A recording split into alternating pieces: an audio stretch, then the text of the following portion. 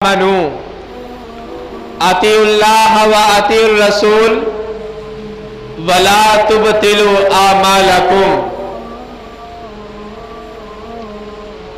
हर किस्म की हम्दो सना अल्लाह मालिकुल मुल्क के लिए, जिसने दिन के वक़्त आसमान पर सूरज चमका दिया, रात को चांद धमका दिया, रात के काले बादलों में सितारे चमका दिए। जो अबद से अकेला है, इंतहा तक अकेला ही रहेगा। उसका कोई शरीक नहीं, उसका कोई हमसर नहीं, उसका कोई हम पल्ला नहीं। वो अकेला सारी कायनात का पालनहार है। अल्हम्दुलिल्लाहि रब्बिल आलमीन। दुरूदो सलाम सैयदुल अंबिया, इमामुल अंबिया, खत्मे रसूल जिनाब मुहम्मद रसूलुल्लाह सल्लल्लाहु अलैहि वसल्लम की पकीज़ा ज़ात पर। हज़रात, पिछले खुतबा जुमातुल मुबारक में हमने आपके सामने इस बात को रखा कि हर एक इंसान के हुकूक हैं और उम्मत के हुकूक नबी के मुतल्लिक क्या है, उसके बारे में 4 हुकूक की वजाहत की थी। आज इंशाअल्लाह उससे अगले 3 हुकूक की बात करेंगे। पहला हक ये है कि नबी करीम सल्लल्लाहु अलैहि वसल्लम की जात को बशर माना जाए। दूसरा हक ये है कि आका की बात के ऊपर अपनी बात को न रखा जाए। जिस तरह हम एक दूसरे को मुखातिब करते हैं, पैगंबर आज़म को ऐसा मुखातिब न किया जाए। और पैगंबर आज़म की जात इस दुनिया फानी से रुखसत फरमा गई। आका अब हमारे दरमियान नहीं रहे, उनकी बातें जिंदा हैं अहदीस की सूरत में। उनकी जात रब्बुल आलमीन के पास पहुंच चुकी है। और बल्लिगु अन्नी वलौ आया, हर एक को पैगाम नबवी सुनाने का हुक्म भी दे दिया गया है। और फरमाया कि कायनात के लोगों, मैं पैगंबर आज़म, मैं आखिरी नबी बनकर आया हूं। मा कान मुहम्मदुन अबा अहदिम मिर रिजालिकुम वलाकिन रसूलुल्लाहि व खातमन नबिय्यीन। अब मेरे बाद कोई रसूल नहीं आने वाला, तो मेरे दीन की हिफाजत करने वाले मेरी उम्मत होगी। और मेरी उम्मत में से नुमाया लोग उलमाए कराम होंगे। अल उलमा वरसतुल अंबिया। इसीलिए तो कहा है कि पैगंबर आज़म जायदाद को छोड़कर नहीं जाया करते, अंबिया कराम दिरमो दीनार छोड़कर नहीं जाया करते, वो अपने इल्म को छोड़कर जाया करते हैं। अब जो जो इंसान इल्म के ताबे होता जाएगा, अब जो जो इंसान इल्म को अपने दामन में समेटता जाएगा, अब जो जो इंसान इल्म हासिल करता जाएगा, कुरान और हदीस का इल्म अपने सीने में महफूज करता जाएगा, वो इंसान आलिम होगा। जो आलिम होगा वो नबियों का वारिस होगा। अल उलमा वरसतुल अंबिया। और उसके बाद अगला हक ये है कि पैगंबर आज़म के साथ मोहब्बत का इजहार भी किया जाए। मोहब्बत के दावे तो बहुत करते हैं कि हुर्मते रसूल पर जान भी कुर्बान है, अपनी जान कुर्बान करने के दावे तो करते हैं, लेकिन अमल करने की बारी आई तो अमल नहीं करते। इस्लाम आपसे जान वसूल नहीं करता, बल्कि इसके तकाज़ों पर अमल करने को कहता है। पैगंबर आज़म की जान उम्मत के लिए दिन रात वक्फ कर दिया। अब उम्मत का ये हक है पैगंबर आज़म की सारी तालीमात पर अमल किया जाए, पैगंबर आज़म की बातों को तस्लीम किया जाए। तवज्जो मेरी तरफ रखिए। पैगंबर आज़म की बातों को तस्लीम किया जाए। दुनिया वाले बड़ी बड़ी बातें कह जाते हैं, لیکن سب سے اوپر بات پیغمبر اعظم کی بات ہے، کیونکہ پیغمبر اعظم کی بات، رسول اللہ کی بات، محمد رسول اللہ کی بات رب العالمین کی بات ہے۔ سورۃ نجم ہے، اس بات کا اعلان ہے، اور ہمارے خطبہ جمعۃ المبارک کا اگلا حق بھی بیان ہوتا چلا جا رہا ہے کہ کائنات کے لوگوں، پیغمبر اعظم اپنی زبان کو حرکت نہیں دیتے، آسمان سے وحی نازل ہوتی ہے، آقا کی زبان پر لب ہلتے ہیں اور پیغمبر اعظم صحابہ کو بیان کر دیتے ہیں، وَمَا يَنْتِقُ عَنِ الْهَوَىٰ إِنْ هُوَ إِلَّا وَحْيٌ يُوحَىٰ۔ پیغمبر اعظم اپنے لب کھولتے ہیں، آسمان کے حکم کے مطابق کھولتے ہیں۔ جب جبریل امین آتا ہے، پھر رسول امین اس قرآن کو بیان کرتے ہیں، اپنے عمل کے ذریعے، اپنے فعل کے ذریعے، اپنے قول کے ذریعے، اپنی تقریر کے ذریعے، اور امت کو کہتے ہیں لَقَدْ كَانَ لَكُمْ فِي رَسُولِ اللَّهِ أُسْوَةٌ حَسَنَةٌ۔ دنیا والوں کے آپ نے بہت سارے طریقے دیکھے ہیں، اور سب سے جو اچھا طریقہ ہے وہ پیغمبر اعظم کا طریقہ ہے۔ اب کائنات کے لوگوں، جو اسوہ حسنہ ہے، پیغمبر اعظم کی زندگی مبارکہ ہے، جو اسوہ حسنہ ہے وہ پیغمبر اعظم کے بول ہیں، جو اسوہ حسنہ ہے وہ پیغمبر اعظم کے لیل و نہار ہے، جو اسوہ حسنہ ہے وہ پیغمبر اعظم کے دن رات ہے، جو اسوہ حسنہ ہے وہ پیغمبر اعظم کا کاروبار ہے۔ اسوہ حسنہ کا مطلب کیا ہے کہ ساری کائنات میں سے جس کو آپ نے آئیڈیل تلاش کرنا ہے، جس کو آپ نے نمونہ بنانا ہے، جس کے قدموں پر آپ نے قدم رکھنا ہے، جس کی حیات طیبہ کے مطابق اپنی زندگی کو بسر کرنا ہے، وہ پیغمبر اعظم کی ذات ہے۔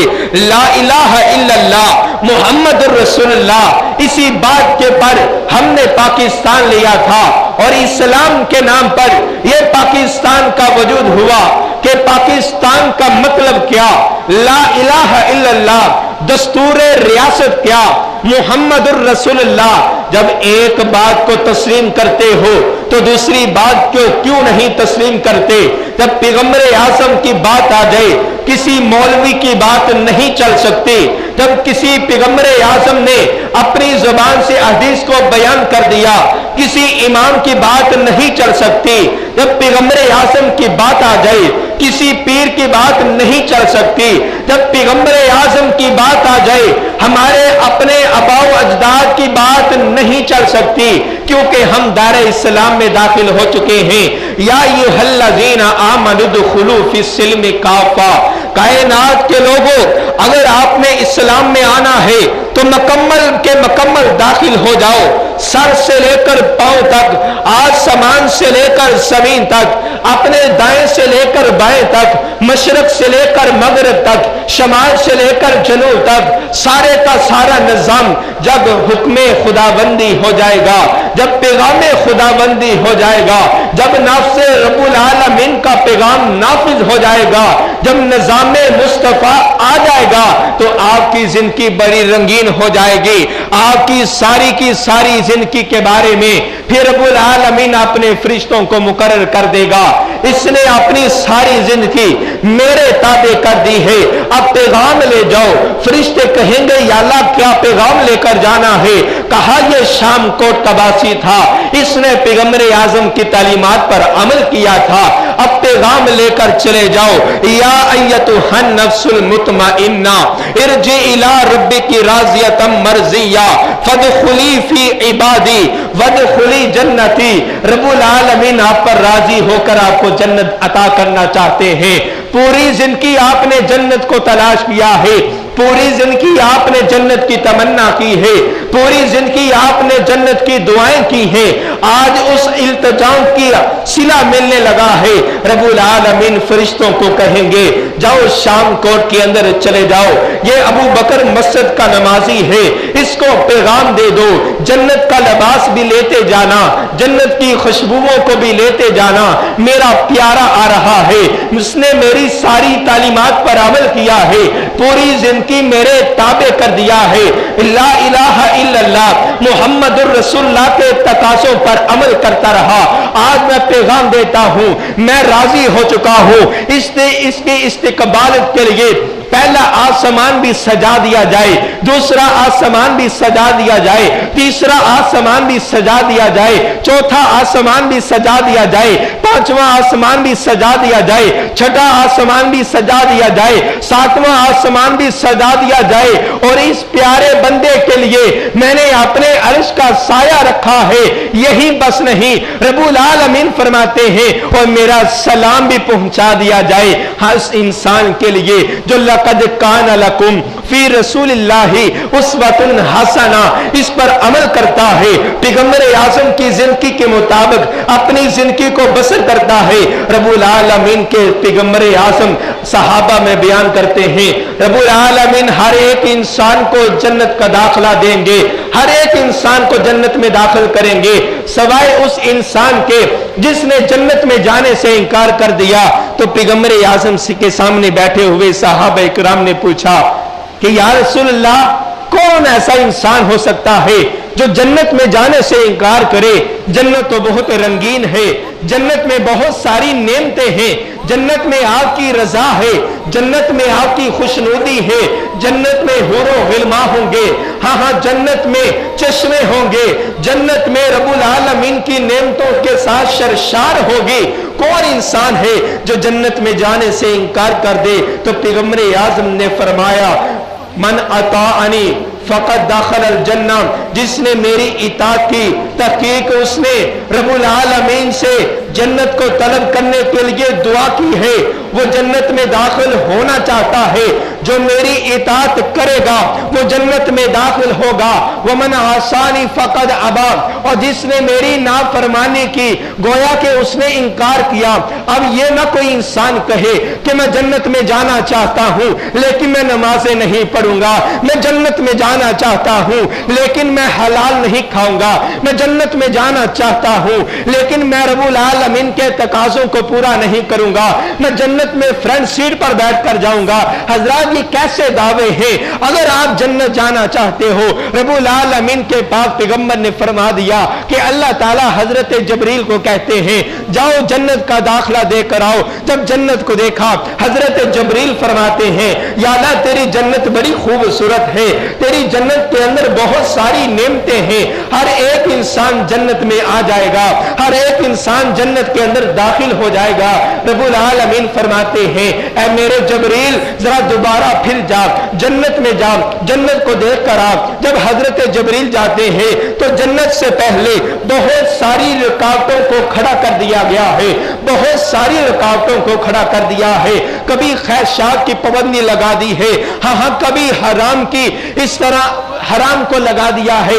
انسان حلال کھائے گا تو جنت میں جائے گا، اپنے نفس پر قابو رکھے گا تو جنت میں جائے گا، یتیموں مسکینوں کا احساس کرے گا تو جنت میں جائے گا، اپنی ساری زندگی کو رسول اللہ کے تابع کرے گا تو تب جنت میں جائے گا، اپنے ہاتھوں کو غلط کاموں سے بچائے گا تو جنت میں جائے گا، اپنی نظر کو بری نظر سے بچائے گا تو تب جنت میں جائے گا، اپنے کانوں کو محفوظ کرے گا تب جنت میں جائے گا، اپنی زبان کو گالی گلوچ سے محفوظ کرے گا تب جنت میں جائے گا، اپنے دل کو پاکیزہ کرے گا تب جنت میں جائے گا۔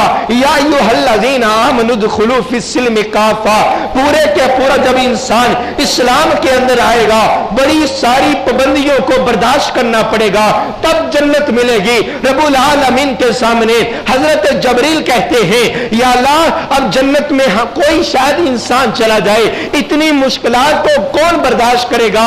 انسان تو سہولت پسند ہے، انسان تو یہ کہتا ہے میں آرام چاہتا ہوں، انسان یہ کہتا ہے مجھے سہولت مل جائے، انسان یہ کہتا ہے بیٹھے بیٹھے مجھے جنت کا داخلہ مل جائے، میں نمازیں بھی پڑھنے نہ جاؤں، پیسے کو اکٹھا کرتا رہوں، مال و جائیداد کو اکٹھا کرتا رہوں، حلال حرام کی تمیز ختم ہو جائے، اپنی نظروں کو فحاشی میں عریانی میں ختم کرتا رہوں، اور पैगंबर आज़म ने फरमाया कि कायनात के लोगों, मोमिनों के लिए ये जो दुनिया है, अस्सिजनु मोमिन व जन्नतुल काफिर, मुसलमानों के लिए, मोमिनों के लिए ये दुनिया तो कैद खाना है। जिस तरह इंसान जेल में रहता है, अपने दोस्तों से भी नहीं मिल सकता, अपने माँ बाप से भी नहीं मिल सकता, अपने अजीजों अकारिब से भी नहीं मिल सकता, हाँ अपने मन की खा भी नहीं सकता, बड़े बड़े सारे ख्यालात को सोच भी नहीं सकता।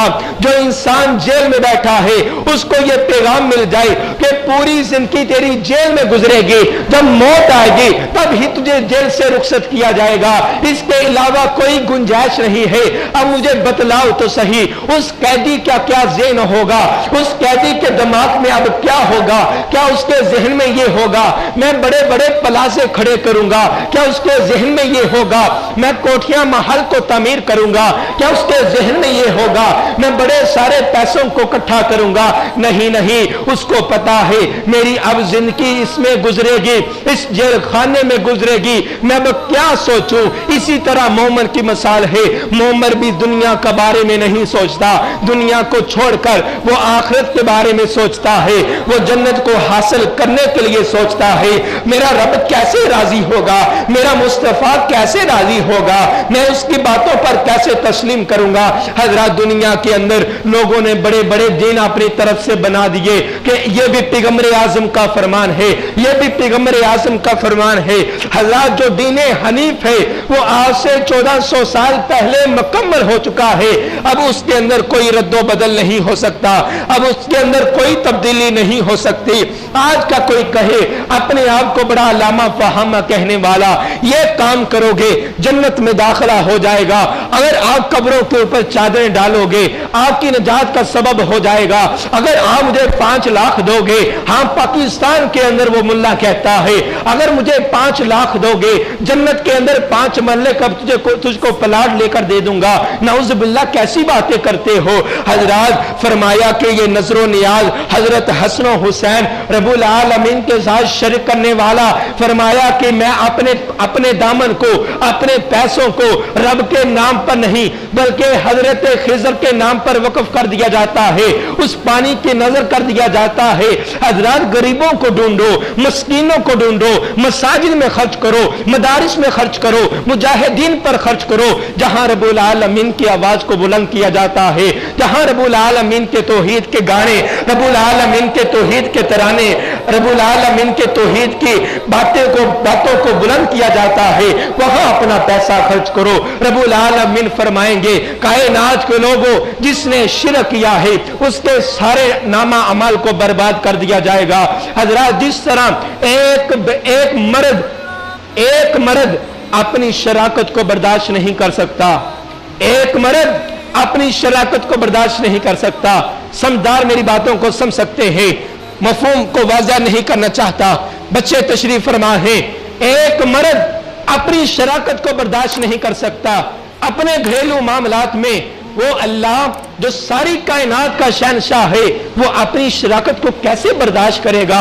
अशहदु अल्ला इलाहा इल्लल्लाह। इसीलिए तो कहते हैं रब्बुल आलमीन फरमा रहे हैं, पैगंबर आज़म फरमा रहे हैं, अगर आप इस्लाम में आना चाहते हो इस बात का ऐलान करना पड़ेगा, मैं पूरी जिंदगी रब्बुल आलमीन के साथ किसी को शरीक नहीं करूंगा, उस बातों को तस्लीम करूंगा।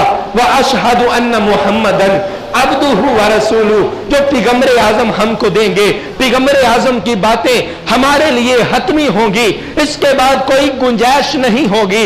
हज़रत आज पैगंबर आज़म ने हमको कुरान अता फरमा दिया, पैगंबर आज़म ने अहदीस की सूरत में मुहद्दिसीन ने उसको जमा कर दिया। बुखारी हमारे पास है, मुस्लिम हमारे पास है, तिरमिज़ी हमारे पास है, इब्न माजा हमारे पास है, अबू दाऊद हमारे पास है, अहदीस का ज़ख़ीरा हमारे पास है। इनको उठाइए, हदीस का ज़ख़ीरा हमारे पास है, घुटनों को छोड़कर बैठिएगा। حدیث کا ذخیرہ ہمارے پاس ہے، پھر ہم ان کو چھوڑ کر کسی دوسرے دروازے پر چلے جائیں؟ بتلاؤ تو صحیح، کیا ہماری یہ مسلمانی ہے؟ پیغمبر اعظم کی بات سب سے اعلیٰ ہے، پھر بھی در بدر جاتے ہیں۔ پیغمبر اعظم کی بات سب سے افضل ہے، ہم کہتے بھی ہیں، قول سے بھی کہتے ہیں، اپنے عمل سے بھی کہتے ہیں پیغمبر اعظم، ہماری جانیں بھی پیغمبر اعظم پر قربان ہو۔ آؤ تو پھر آقا کے فرمان پر بھی اپنی جانوں کو قربان کرو۔ امام مالک فرماتے ہیں، ماجشون نقل کرتے ہیں، فرمایا ماجشون کہتے ہیں سمیت مالکا یقول من ابتدع فی الاسلام بدعۃ یراها حسنۃ فقد زعم ان محمد صلی اللہ علیہ وسلم، کائنات کے لوگوں، جو انسان دین کے اندر ایسا کام جاری کرتا ہے کہ رسول اللہ سے وہ منقول نہیں ہے، رسول اللہ نے نہیں فرمایا، یہ اپنی طرف سے ثواب کو جاری کیا جا رہا ہے، اپنے آپ کو بڑا سمجھنے والا نہ، اپنی طرف سے کہا یہ عمل کرو گے رب ثواب دے گا۔ اگر پیغمبر اعظم کی تعلیمات کو دیکھتے ہیں، وہ حدیث ملتی نہیں، اپنی طرف سے بیان کیے جا رہا ہے، ضعیف من گھڑ حدیثوں کو بیان کیے جا رہا ہے، جو حق ہمارے پاس ہے اس کو چھوڑ کر بیان کیے جا رہا ہے، اور فرماتا ہے کہ یہ بدعت حسنہ ہے، یہ اچھا کام ہے، اگر آپ کرو گے، آپ جشن مناؤ گے، آپ کیک کاٹو گے، یہ اچھا کام ہے، پیغمبر اعظم خوش ہوں گے۔ حضرات پیغمبر اعظم کا فرمان سن لیجئے گا کہ کائنات کے لوگوں، جب میں حشر کے میدان میں ہوں گا، رب العالمین فرمائیں گے یہ آپ کی امت ہے، آقا فرمائیں گے میں اپنی امت کو پہچان لوں گا، ان کے اعضاء چمک رہے ہوں گے، وضو والے اعضاء چمک رہے ہوں گے، ان کا چہرہ چمک رہا ہوگا، ان کے بازو چمک رہے ہوں گے، ان کے پاؤں چمک رہے ہوں گے، اور کسی امت کو یہ فضیلت حاصل نہیں ہے، صرف امت محمدیہ کو یہ اعزاز ملے گا۔ آقا فرمائیں گے میں ساری کائنات میں سے، ساری امتوں میں سے اپنی امت کو پہچان لوں گا، ان کے اعضاء روشن ہوں گے، لیکن میں اچانک یہ دیکھوں گا میرے درمیان اور میری امت کے درمیان ایک دیوار حائل ہو جاتی ہے۔ میں اللہ سے التجا کروں گا، یا اللہ میں یہ میری امت ہے، میری امت کو آنے دیجئے گا۔